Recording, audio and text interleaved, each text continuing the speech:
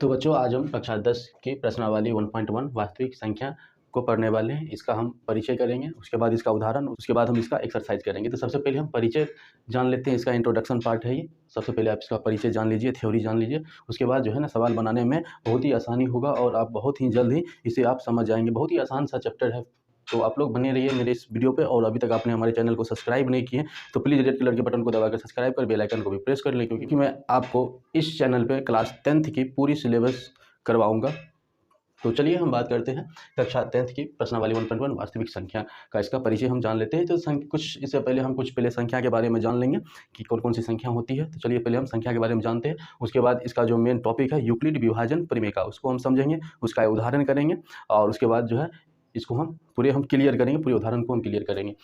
तो चलिए देखते हैं कि संख्या के बारे में जान लेते हैं। तो चलिए मेरा पहला नंबर जो संख्या है, प्रथम संख्या जो है पहला नंबर संख्या है वो है प्राकृतिक संख्या। प्राकृतिक संख्या, प्राकृतिक संख्या, इसको हम इंग्लिश में नेचुरल नंबर्स बोलते हैं और इसको जो है कैपिटल N से सूचित किया जाता है। और ये जो संख्या होता है, ये संख्या जो है 1 से स्टार्ट होता है। ये संख्या 1 से स्टार्ट होता है, 1 2 3 4 और डिटो ये अनंत तक चला जाता है, प्लस इन्फिनिटी अनंत तक चला जाता है। उसके बाद दूसरा नंबर जो मेरा संख्या है वो है पूर्ण संख्या। पूर्ण संख्या, पूर्ण संख्या, इसको इंग्लिश में होल नंबर्स बोलते हैं और इसको हम W से सूचित करते हैं। इसको जो है W से, कैपिटल W से सूचित किया जाता है। और ये जो संख्या होता है शून्य से स्टार्ट होता है, 0 से स्टार्ट होता है और 1 2 3 डिटो ये भी अनंत तक चला जाएगा। पूर्ण संख्या 0 से स्टार्ट होता है और अनंत तक चला जाता है। उसके बाद तीसरा जो संख्या है मेरा पूर्णांक संख्या। पूर्णांक संख्या, पूर्णांक संख्या, पूर्णांक संख्या, इसको हम इंटीजर्स नंबर बोलते हैं इंग्लिश में और इसको Z से सूचित किया जाता है। इसको Z से सूचित करते हैं। और पूर्णांक संख्या में जो है माइनस से लेकर के प्लस तक के जितने भी संख्या हैं, माइनस से लेकर के प्लस तक के जितने भी संख्या हैं, सभी संख्या को हम पूर्णांक संख्या कहेंगे। तो यहाँ पे देख लीजिए 0 1 2 3 डिटो प्लस अनंत तक, और यहाँ से -1 -1 -2 -3 डिटो माइनस इन्फिनिटी, मतलब माइनस अनंत तक। तो प्लस से लेकर के माइनस तक के जितने भी संख्या है, प्लस से लेकर के माइनस तक के जितनी भी संख्या, सभी संख्या को हम बोलेंगे पूर्णांक संख्या। प्लस 0 से लेकर प्लस इन्फिनिटी तक और 0 से लेकर के माइनस इन्फिनिटी तक, माइनस अनंत तक जो भी संख्या होगा, सभी संख्या को हम बोलेंगे पूर्णांक संख्या। उसके बाद है परिमेय संख्या। 4 नंबर में है परिमेय संख्या। परिमेय संख्या, इसको इंग्लिश में बोलते हैं रेशनल नंबर्स और इसको जो है Q से सूचित किया जाता है, Q से। और ये जो संख्या होता है, ये संख्या जो होता है P/Q के फॉर्म में होता है। ये जो है परिमेय संख्या P/Q के रूप में होता है, जहाँ पे ये जो है P भी पूर्णांक होता है, P भी पूर्णांक और Q भी पूर्णांक होता है, पूर्णांक पूर्णांक। और एक कंडीशन इसमें और है परिमेय संख्या के लिए कि इसमें जो है P/Q के रूप में तो रहता है, लेकिन साथ में क्या होना चाहिए, ये दशमलव प्रसार शांत होना चाहिए। दशमलव प्रसार शांत होना चाहिए, दशमलव प्रसार शांत होना चाहिए। चलिए इसका हम कुछ एक उदाहरण लेते हैं कि परिमेय संख्या आखिर कौन कौन सा है परिमेय संख्या। तो चलिए यहाँ पे -5/2 ले लेते हैं, 3/2 ले लेते हैं। उसके बाद हम यहाँ पे माइनस का 1/2 ले लेते हैं। तो ये सभी क्या है, अभी पूर्णांक संख्या, इसको हम अभी समझते हैं P/Q के रूप में होता है और इसका दशमलव प्रसार शांत होता है। दशमलव प्रसार शांत कहने का मतलब है कि जो संख्या P/Q के रूप में रहता है, अगर उसको हम भाग लगाएं तो पूरे का पूरे कट जाना चाहिए, तो उसी संख्या क्या होता है, दशमलव प्रसार शांत संख्या होता है। तो अगर दशमलव प्रसार शांत है और P/Q के फॉर्म में है तो ये संख्या क्या बन जाएगा, परिमेय संख्या। आप चलिए देख लेते हैं यहाँ पे P/Q के रूप में क्या कह रहा है कि P भी पूर्णांक और Q भी पूर्णांक। यहाँ पे देख सकते हैं -5, तो -5 माइनस इन्फिनिटी तक के पूरी माइनस अनंत तक में -5 आएगा, और यहाँ पे 2, -5 भी पूर्णांक है और 2 भी पूर्णांक। यहाँ पे देख सकते हैं पूर्णांक संख्या जो है माइनस से लेकर के प्लस तक के जितने भी संख्या होता है सभी पूर्णांक संख्या होता है। तो यहाँ पे देख सकते हैं -5 पूर्णांक है और यहाँ पे 2 भी पूर्णांक है, इसलिए ये एक परिमेय संख्या हो गया। और इसको हम यहाँ पे चेक भी करेंगे कि ये दशमलव प्रसार शांत है या नहीं है। तो चलिए हम यहाँ पे 5 को हम भाग लगा देते हैं 2 से, 5 में हम 2 से लगा देते, 2 4 कट गया, 1.0 5 दूना 10 कट गया पूरे। तो ऐसी संख्या जो है दशमलव प्रसार शांत होता है और इसको हम परिमेय संख्या बोलते हैं। और वैसी संख्या जो पूरे के पूरे नहीं कटता है, पूरे पूरे नहीं करता है तो वो जो संख्या होता है दशमलव प्रसार अशांत हो जाता है और वो बन जाएगा अपरिमेय संख्या। जैसे हम मान लीजिए 10/3, 10/3 ये क्या है, ये एक अपरिमेय संख्या है। आप बोलेंगे कि यहाँ पे 10 भी पूर्णांक है और 3 भी पूर्णांक है। हाँ, ये 10 भी पूर्णांक है और यहाँ पे 3 भी पूर्णांक है, लेकिन आप इसे जब भाग लगाएंगे तो ये नहीं कटने वाला है। चलिए हम आपको चेक करा देते हैं। 10/3 को हम 10 में 3 से हम भाग देते हैं, 3 तिया 9, एक फिर पॉइंट लगा दीजिए यहाँ पे 0, फिर 3 तिया 9, फिर एक 0, 3 तिया 9। ये मतलब बढ़ता ही चला जाएगा, ये जीवन में कटने वाला नहीं है। तो ये जो है 10/3 क्या है, ये एक अपरिमेय संख्या है क्योंकि इसका जो दशमलव प्रसार है अशांत है। तो आप समझ गए होंगे कि परिमेय संख्या क्या होता है। चलिए हम इसको हम मिटा देते हैं। तो अब आपको क्लियर हो गया है परिमेय संख्या में। अब चलिए हम अपरिमेय संख्या के बारे में जान लेते हैं और साथ ही आपको बता दिया दशमलव प्रसार शांत क्या होता है। उसके बाद जो है अपरिमेय संख्या, उसके बाद जो है मेरा अपरिमेय संख्या, अपरिमेय संख्या। अपरिमेय संख्या को हम किसे सूचित करते हैं तो क्यू स्टार से सूचित करते हैं और ये जो है p/q के फॉर्म में नहीं होता है, ये p/q के फॉर्म में नहीं होता है। चलिए यहाँ पे चेक कर लेते हैं इसका उदाहरण लेकर के। और ये p/q के फॉर्म में नहीं होता है और साथ में क्या होता है, ये दशमलव प्रसार अशांत होता है, अशांत होता है। अब इसका हम कुछ उदाहरण ले लेते हैं। तो यहाँ पे देख सकते हैं √5 हमने ले लिया। अब √5 है तो इसको हम p/q के फॉर्म में हम बना सकते हैं। कैसे, तो देख लीजिए √5/1 हम लिख देते हैं तो ये बन गया p/q के फॉर्म में। अब यहाँ पे अगर p और q दोनों पूर्णांक रहेगा तो ये बन जाएगा क्या, परिमेय संख्या। अब यहाँ पे चेक कर लेते हैं कि यहाँ पे एक क्या है, पूर्णांक संख्या है, एक क्या है, पूर्णांक है, लेकिन √5 कहीं पे आपको चर्चा नहीं किया गया है पूर्णांक संख्या में। तो √5 क्या है, पूर्णांक संख्या नहीं है, इसीलिए एक यह अपरिमेय संख्या हो गया।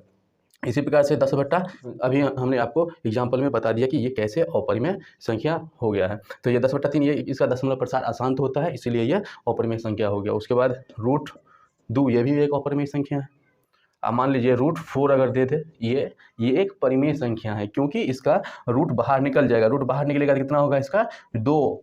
रूट बाहर निकल जाएगा, इसका रूट से बाहर निकले, ये हो गया 2 और इसको हम 2/1 लिख सकते हैं। 2/1 होता है 2 ही, तो ये बन जाएगा क्या, परिमेय संख्या। तो आपको ये चीज़ ध्यान में रखना होगा। तो यहाँ पे देख सकते हैं ये भी पूर्णांक है और ये भी पूर्णांक है, 2 भी पूर्णांक और एक भी पूर्णांक है, तो ये क्या हो गया, अगर दोनों पूर्णांक है तो ये बन जाएगा क्या, परिमेय संख्या। तो आपको ये चीज़ हमेशा ध्यान में रखना होगा कि कभी कन्फ्यूजन करने के लिए आपको क्वेश्चन दे सकता है, √4 दे देगा, √16 दे देगा, ये परिमेय संख्या है या अपरिमेय संख्या है। तो वो हमेशा आप ध्यान, जिसका स्क्वायर निकल जाएगा वो हमेशा परिमेय संख्या होता है। जिसका स्क्वायर नहीं निकले, जिसका रूट से बाहर नहीं निकलता है, वही अपरिमेय संख्या होता है। अगर रूट से बाहर निकल जाएगा तो ये परिमेय संख्या बन जाएगा। तो आपको अपरिमेय संख्या की भी जानकारी हो गया है। तो बस ये थोड़ा संख्या के बारे में पहले हमने जान लिया। अब जो है मेन टॉपिक है मेरा यूक्लिड विभाजन परिमेय का। इसके प्रयोग से क्या होगा, इस चैप्टर में इसके प्रयोग से हमको HCF निकालना होता है। तो चलिए हम जान लेते हैं यूक्लिड विभाजन परिमेय का क्या है। तो अब मेरा जो मेन टॉपिक है यूक्लिड विभाजन परिमेय का, यूक्लिड विभाजन परिमेय का, यूक्लिड विभाजन परिमेय का मेरा जो है मेन टॉपिक है। तो इसका हम परिभाषा जानते हैं और उसके बाद हम इसका जो है उदाहरण करेंगे और इसको पूरी हम क्लियर करने वाले हैं। इसके थ्योरी को, इसका जो फार्मूला है उसको हम क्लियर करेंगे और इसकी बेस पर हम उदाहरण भी सॉल्व करेंगे। तो यहाँ पे यूक्लिड विभाजन परिमेय का इसका जो परिभाषा दिया गया है, कह रहा है कि दो धनात्मक पूर्णांक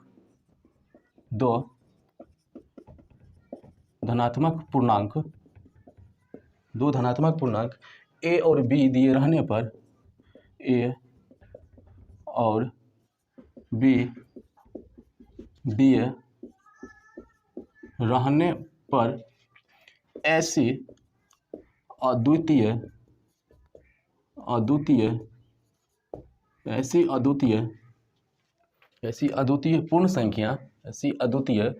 पूर्ण संख्या Q और R विद्यमान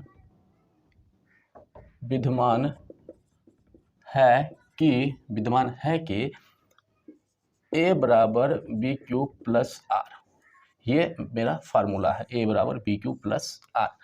इसी फार्मूले के बेस पे हमको HCF निकालना होता है। जहाँ पे क्या है, जहाँ 0 less than equal to R less than B।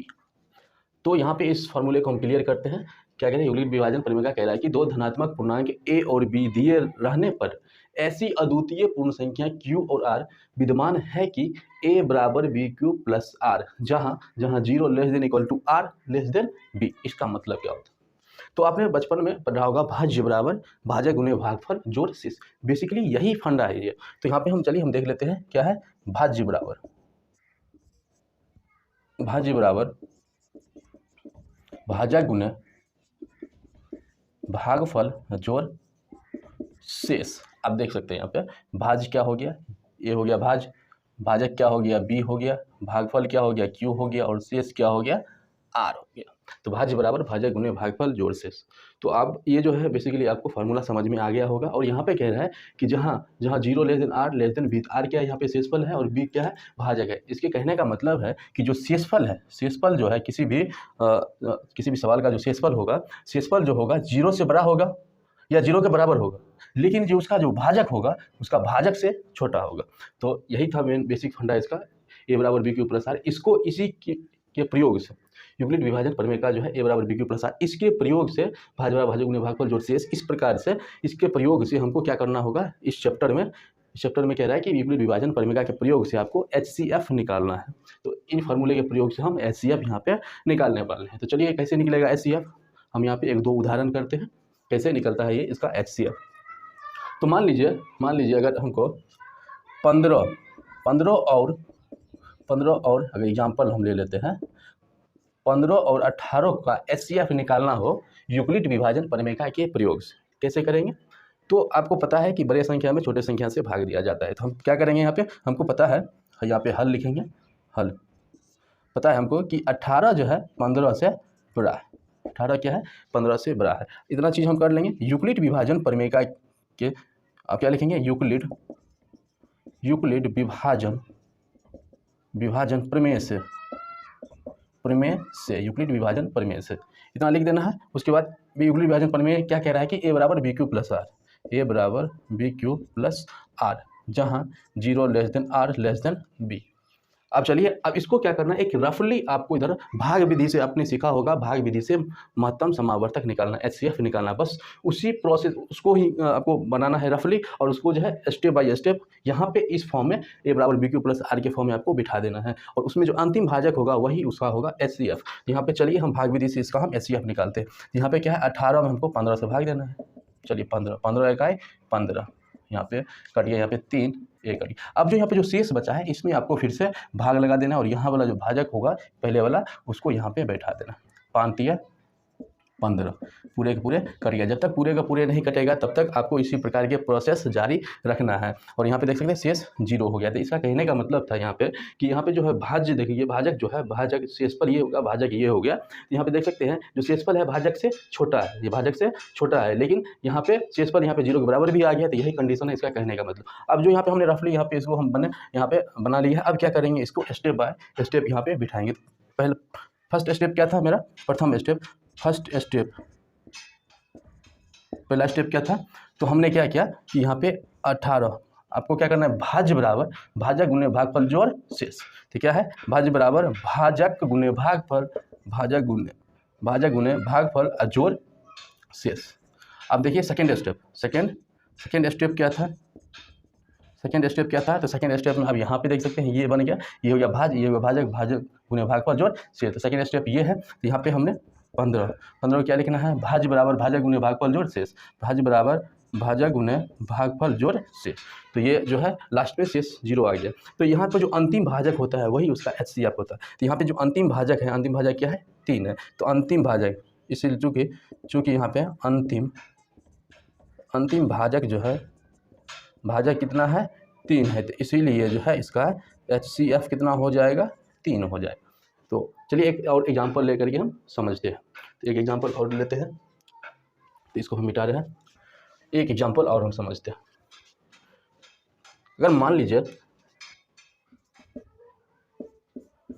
अगर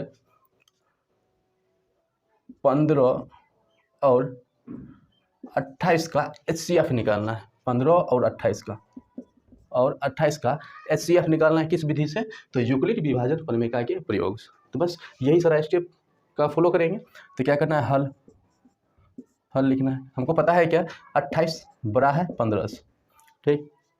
उसके बाद अगला स्टेप क्या करना है, यूक्लिड विभाजन प्रमेय से, यूक्लिड विभाजन प्रमेय से क्या है, तो a बराबर बी क्यू प्लस आर, जहाँ 0 less than equal to r less than b. हमने यहाँ पे फार्मूले को लिख दिया। अब अगला स्टेप क्या करना है हमको, इसको रफली वही भाग विधि से इसको हम सॉल्व कर लेते हैं। तो यहाँ पे चलिए हम रफली इसको भाग विधि से सॉल्व करते हैं। तो 28 में हमको 15 से भाग देना है। तो यहाँ पे एक मरतबे लगेगा 15, 3, 1। फिर आपको क्या करना है, इसमें फिर से भाग लगा देना है और ये जो है 15 यहाँ पे आपको उतार देना है। तो एक मरतबे लगेगा, फिर हो गया 13, 2 कट गया इधर। फिर अब यहाँ पे जो शेष बचा है, जब तक पूरे का पूरे नहीं कटेगा, इसी प्रकार के प्रोसेस को जारी रखना है। अब यहाँ पे 2 शेष बचा, फिर इसमें भाग लगा दीजिए और इससे आगे वाला जो भाजक है उसको यहाँ पे रख दीजिए। इसी प्रकार के प्रोसेस आपको जारी रखना है।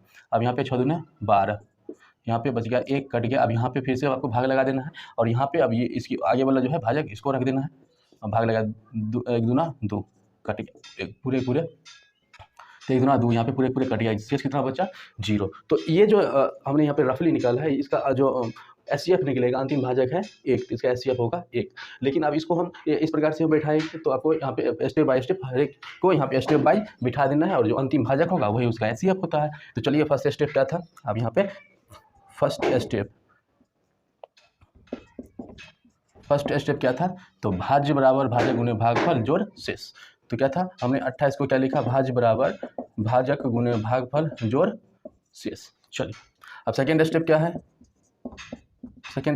सेकेंड स्टेप अब ये हो गया भाज्य बराबर भाजक गुने भागफल जोड़ शेष।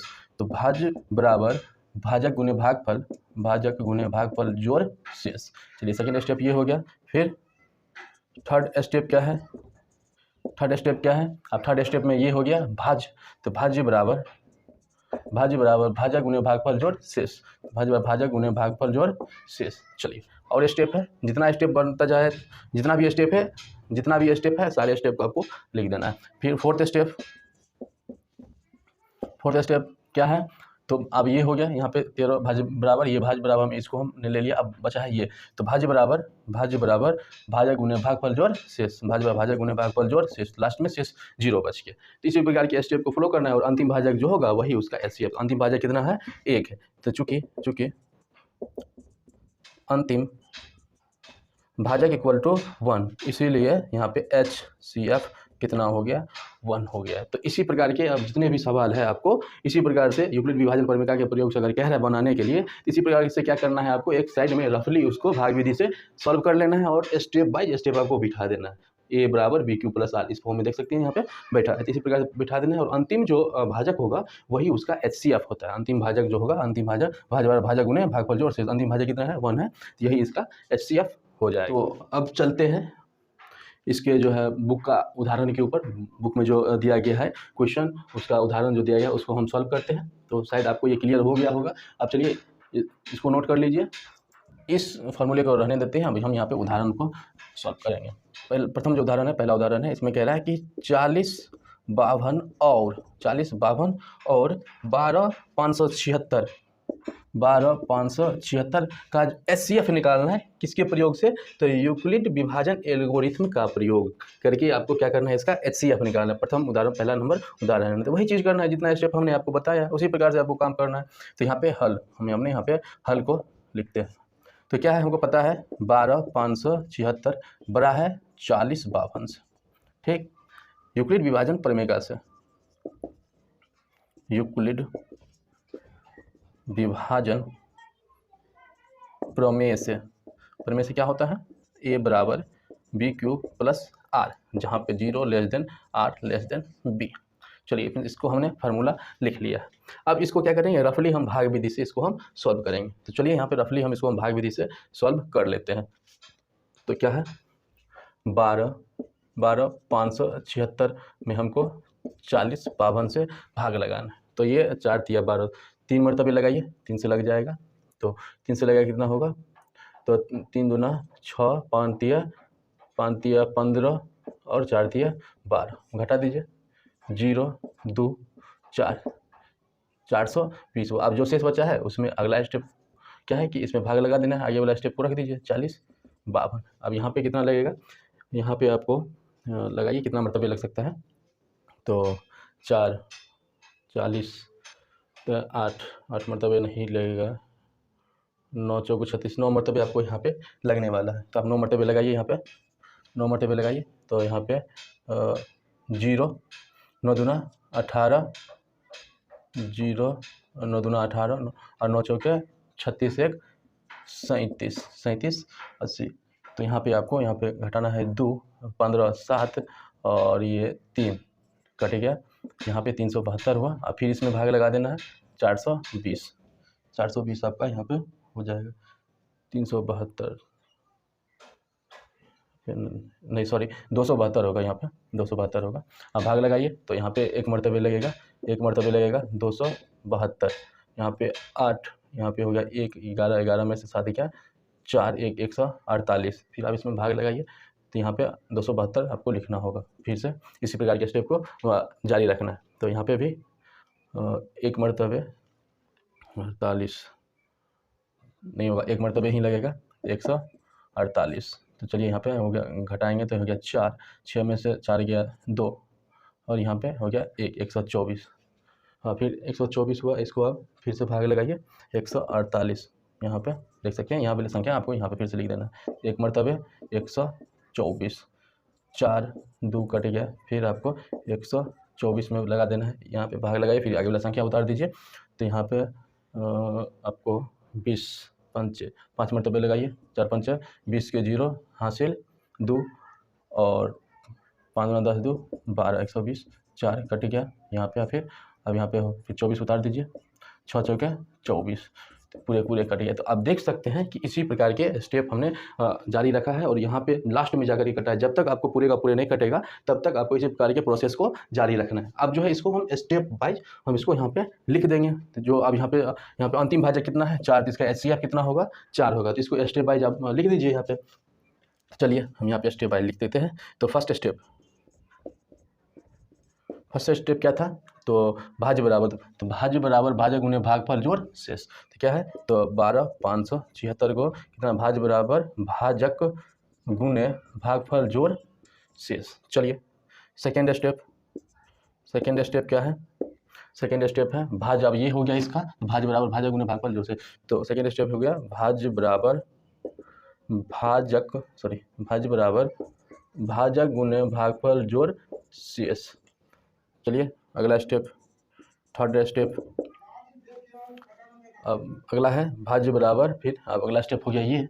तो यहाँ पे भाज्य बराबर भाज्य बराबर भाजक गुने भागफल जोड़ शेष। फोर्थ स्टेप क्या है, भाज्य बराबर भाजक गुने भागफल जोड़ शेष। फिफ्थ स्टेप, जितना भी स्टेप है आपको लिखते रहना है। फिफ्थ स्टेप क्या है, उसके बाद भाज्य बराबर 148 कहाँ पे क्या ये, तो भाज्य बराबर भाजक गुने भागफल जोड़ शेष। तो भाज्य बराबर भाजक गुने भागफल जोड़ शेष। उसके बाद सिक्स्थ स्टेप क्या है, तो भाज्य बराबर भाजक गुने भागफल जोड़ शेष। सेवन्थ स्टेप क्या है, सेवन्थ स्टेप तो भाज्य बराबर भाजक गुने भागफल जोड़ शेष। भाज्य बराबर भाजक गुने भागफल जोड़ शेष। शेष कितना है 0 है। चलिए हमने सारी चीज़ को लिख दिया है। तो यहाँ पे अंतिम भाजक क्या है, इसी प्रकार से स्टेप बाय स्टेप आपको लिखना है। और अंतिम भाजक जो होगा वही उसका HCF होगा। तो यहाँ पे जो है अंतिम भाजक क्या है, अंतिम भाजक है 4। तो इसीलिए इसका जो है HCF कितना हो गया 4 हो गया। तो अब आपको समझ में आ गया होगा कि किस प्रकार से हमको यूक्लिड विभाजन प्रमेय से के प्रयोग से हमको HCF निकालना होता है। तो आपको क्या करना है, इसी प्रकार से रफली आपको साइड में कहीं पे आपको रफ कर लेना है। उसके बाद जो है इसको स्टेप बाय स्टेप हर एक स्टेप को आपको यहाँ पे लिख देना है और अंतिम भाजक जो होगा वही उसका HCF हो जाएगा। तो अब जो है हम दूसरे नंबर उदाहरण हम कल करने वाले हैं, कल करेंगे। और पहले हम कल उदाहरण इसका पूरे हम ख़त्म कर देंगे, उसके बाद इसके हम एक्सरसाइज पे चलेंगे। तो आप जो है मेरे इस चैनल पे बने रहिए, और अभी तक आपने चैनल को सब्सक्राइब नहीं किए हैं तो प्लीज़ आप चैनल को सब्सक्राइब कर लीजिए। हम आपको 10th के पूरे सिलेबस को कवर करवाएंगे। तो फिर मिलते हैं नेक्स्ट वीडियो में, तब तक के लिए थैंक्स।